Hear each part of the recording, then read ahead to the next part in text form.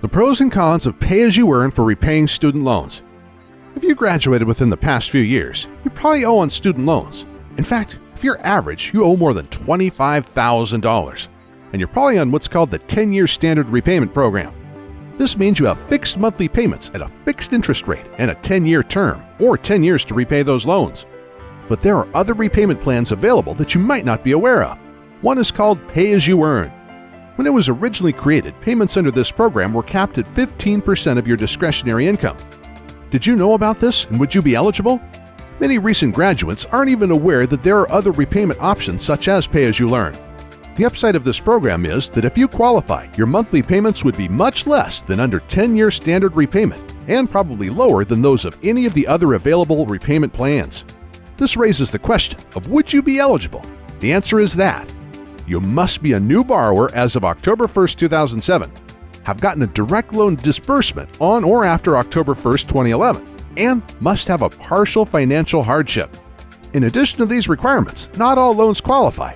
Only direct consolidation loans, direct plus loans, does not include direct plus loans made to parents, direct Stafford loans, Perkins and LDS loans, only if part of a direct consolidation. How partial financial hardship is calculated.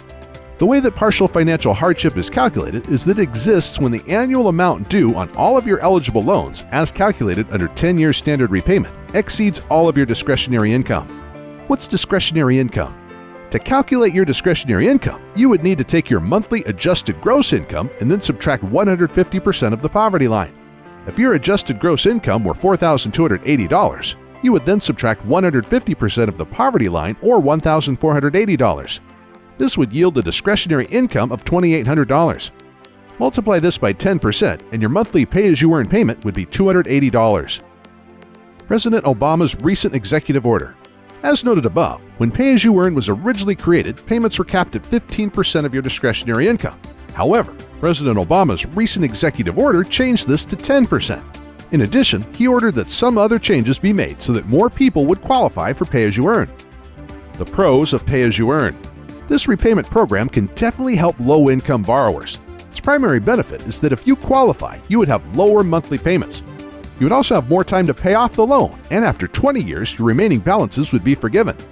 Note, pay-as-you-earn qualifies under Public Service Loan Forgiveness, meaning that if you qualify, you can earn forgiveness after just 10 years.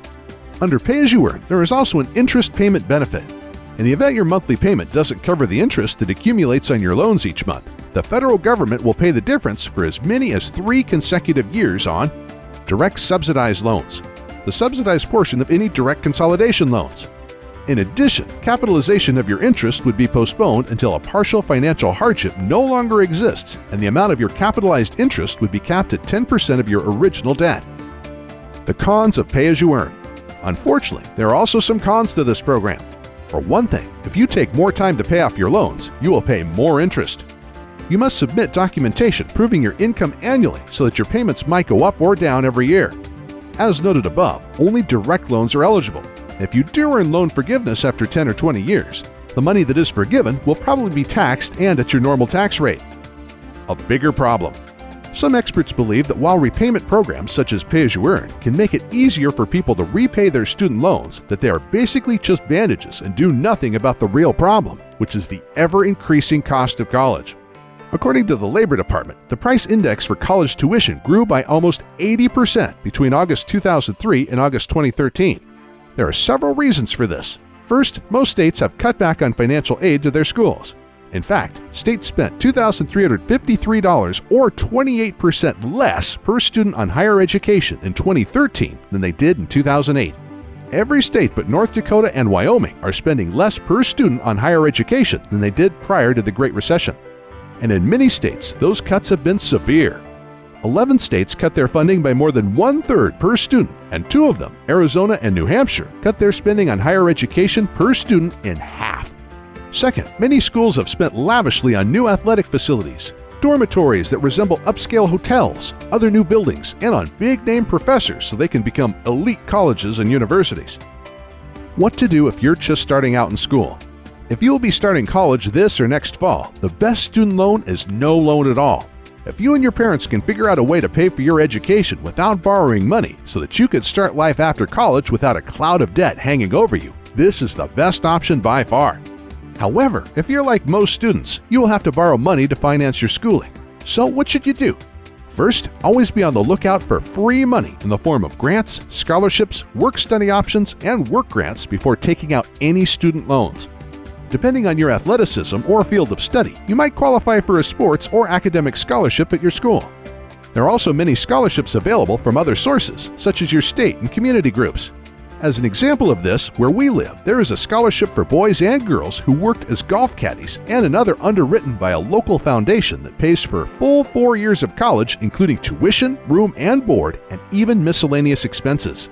Second, once you've gotten a loan and are in school, be sure to meet with a financial aid counselor so you will understand your loan and how you will be expected to repay it.